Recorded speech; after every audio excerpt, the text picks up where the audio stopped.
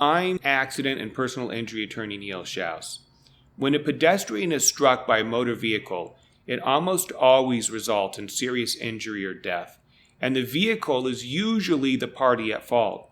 Pedestrians generally have the right of way, and cars have a duty to watch for them and avoid hitting them. But there are times when the pedestrian may be at fault, or at least partially at fault. This happens most commonly in 3 situations.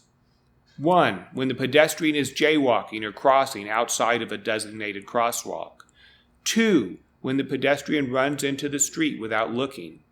And 3, when the pedestrian is intoxicated or distracted, such as reading on his or her cell phone, and thus not paying attention to traffic, signals, and rules. Put another way, if the driver could not reasonably have avoided the accident, then the driver might not be at fault. Keep in mind that even if a pedestrian is partially at fault for the accident, he can usually still recover money damages in a lawsuit.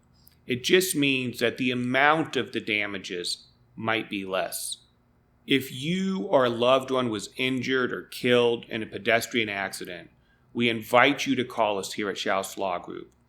We likely would be able to get you compensation for medical bills, lost wages, pain and suffering, and sometimes even punitive damages.